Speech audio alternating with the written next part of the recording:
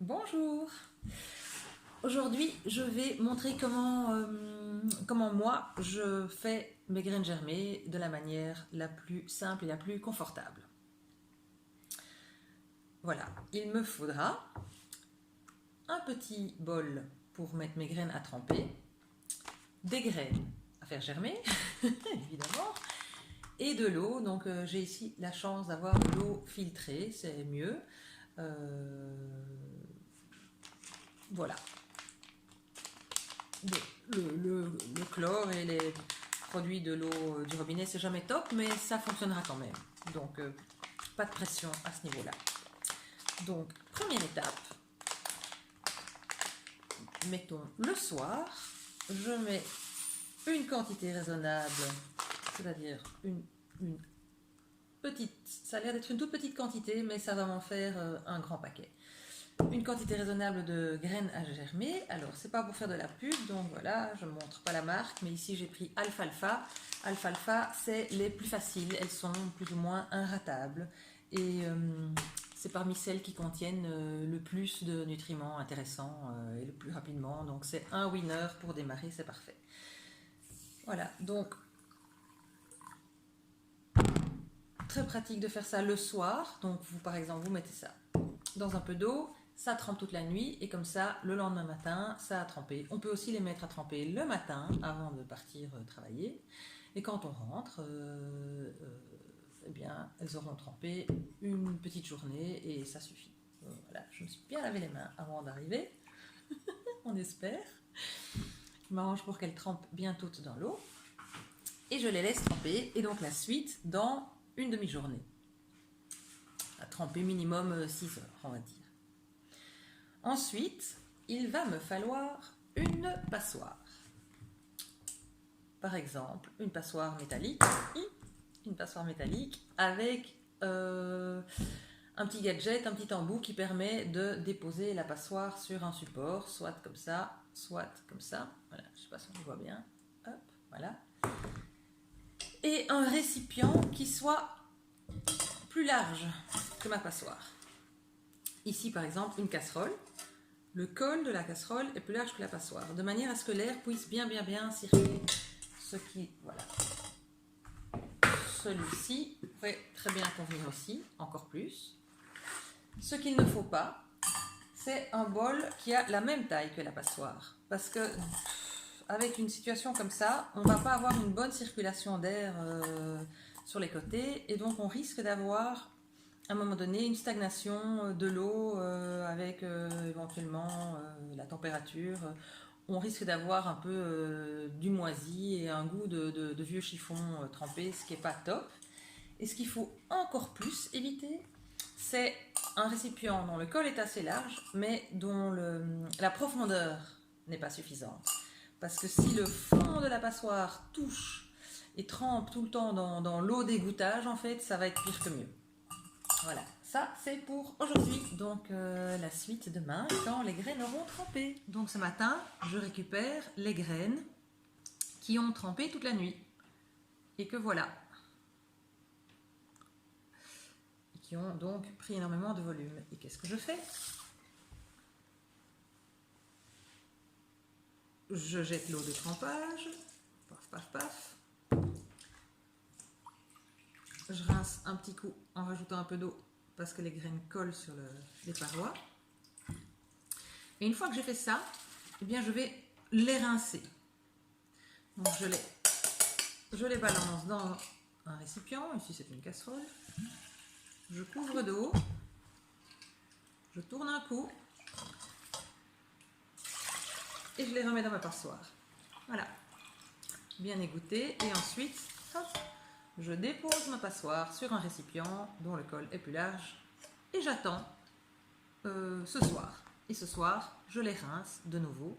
Demain matin, je les rince de nouveau et ainsi de suite. Mais ça, on va voir dans les jours qui suivent. Coucou!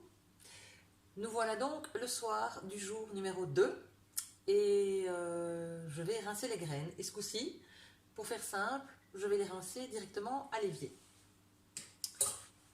Deux possibilités. Soit je les rince comme ça, parce que je suis pressée, que j'ai la flemme et que j'estime que voilà, elles n'ont pas besoin d'être très fort rincées. Soit au contraire, je me dis oulala, aujourd'hui il a fait très chaud, ou je veux faire un rinçage très pointu. Alors je les jette tout simplement dans le récipient qui était en dessous de la passoire. Je les passe bien à l'eau. Et boum. Parfois, je dois faire un deuxième coup parce qu'elle colle, voilà. Et boum.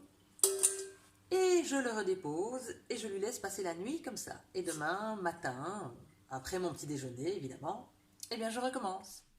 Retour à nos graines germées, alfalfa, jour 3. Donc pour rappel, jour 1 a démarré le soir, j'ai simplement mis à tremper. Jour 2, le matin, j'ai changé l'eau. Jour 2, le soir, j'ai rincé à l'évier. Jour 3, le matin, je retrouve mes graines germées et c'est assez fascinant. Elles ont commencé à sortir une toute petite pointe blanche.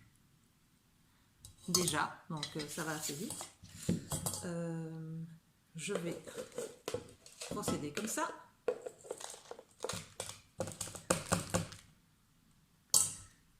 Je les rince. Hop, hop, hop, hop, hop, hop. Et je reverse dans ma passoire. Comme elle colle toujours au bocal, je rince et je verse dans ma passoire. Et je m'arrange, soit en versant, soit avec mes petites mains bien propres, pour les étaler, en fait.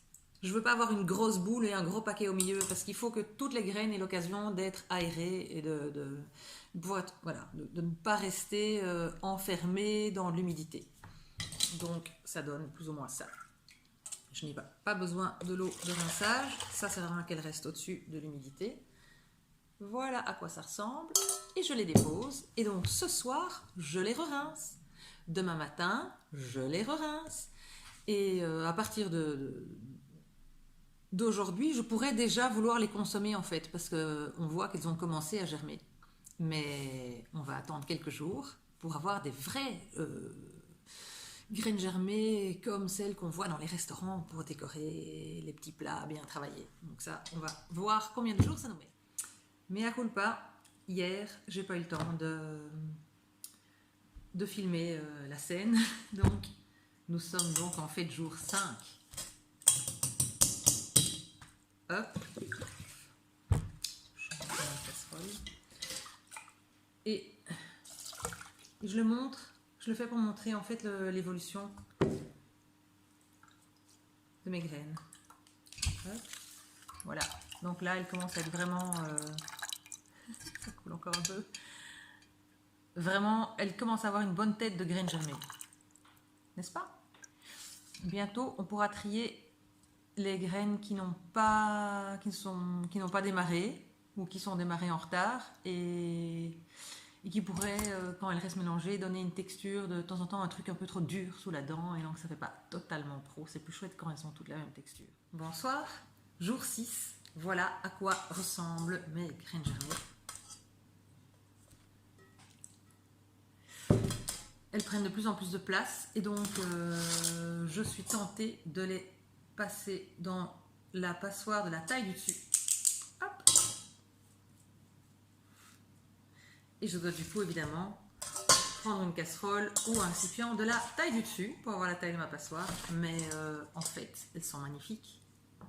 Voilà. Je peux déjà tout à fait les manger comme ça. Mais je peux encore attendre un jour ou deux.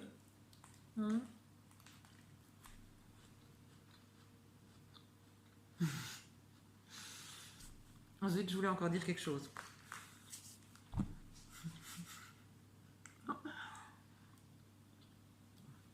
Il ne faut pas faire ça, hein. Il ne faut jamais avaler avant d'avoir totalement mâché.